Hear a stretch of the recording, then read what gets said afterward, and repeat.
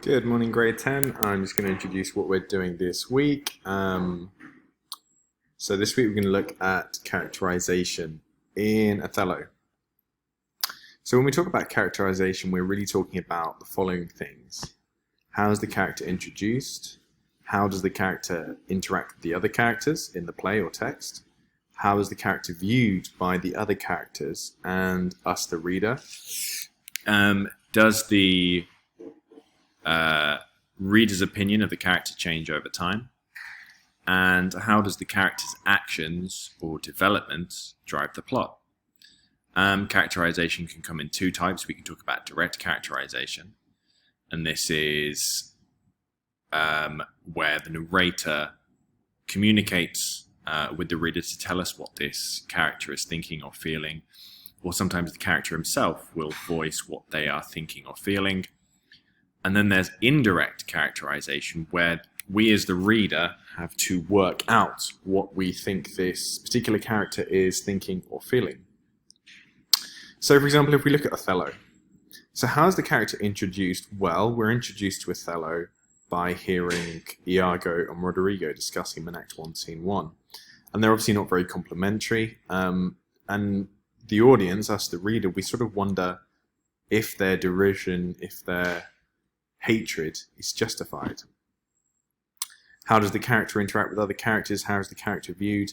Well, he's viewed with great distinction and great respect because of the military prowess he has, because of his skill as a commander. And also sort of early on, his interactions with Brabantio shows how noble, how virtuous he is. And so the audience, us the reader, we quickly realize that Iago and Roderigo's plots are sort of not justified. They're malicious, that Iago especially is evil. Does the reader's opinion of the character change over time? Well, obviously we see Othello slowly descends into jealousy, he loses his virtue. It becomes more and more clear the flaws in his character. And so we, the reader, lose respect, and I think we lose empathy for him. And obviously, how does this character's actions or development drive the plot? Well, his actions directly drive the plot, but it's worth pointing out that he acts because of the influence of others. So you can certainly argue that Iago is the one driving the plot, but it's normally Othello who's acting. And is this direct or indirect characterization? Well, due to the nature of it being a play, most of the characterization is largely indirect because there's no narrator.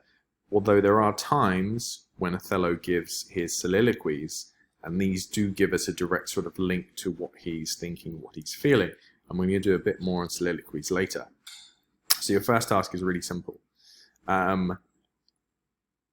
You've each got a slide for a group's character. And in your slide, in your groups, you just have to go through and answer the following questions. And it should look something like this when it's done. This is an example of Othello. So how is the character introduced? How does the character interact with the characters? Does the reader's opinion in character change over time? How does this character's action/development drive the plot? And is it direct or indirect characterization?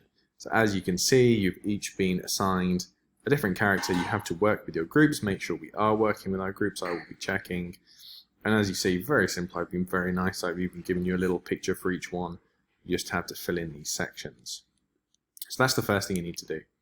So when everyone's done that, then we need to transfer these key characters into your study guide, including Othello, which I did for you. Section 3, which is the key characters. So you can just copy and paste, you can take a screenshot, whatever's easier, but at the end of this week for section 3 should be full up with Othello, Desdemona, Iago, Cassio, Roderigo, Emilia. So that's the second thing you're going to do, and that's fairly easy, okay? Now we're going to look a little bit more at what we mean by soliloquies. So a soliloquy is when a character expresses their thoughts or feeling aloud, regardless of who's around them.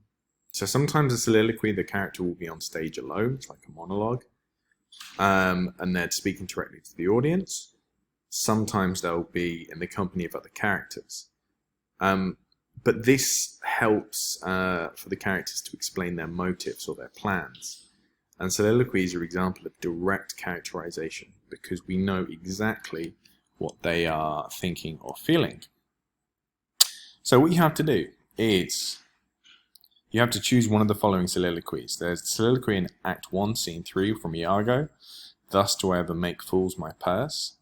There is the Act 3, Scene 2, Othello soliloquy, "This fellow's of exceeding honesty." And there is the Act 5, Scene 2, Othello, "It is the cause" soliloquy. So what you have to do is you have to record yourself, either audio or visual, it's up to you, reading the soliloquy. You also have to create a Word document and answer the following things. You have to include the text of the soliloquy in Old G English, the Old English, not the translation. A brief summary of the content of the soliloquy, what's being said in the soliloquy, and most importantly, why is this soliloquy important? What do we learn in the soliloquy? How does the soliloquy drive the plot?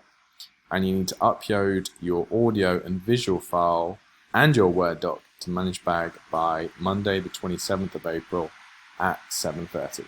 As ever, if you have any questions, I will be on Google Classroom and Google Hangouts. Remember, for engagement, you can either post a question or I can just see that you're getting on with your work. And if you all work on your Google Slides, that will count as engagement. Okay, so thank you very much and have a good week.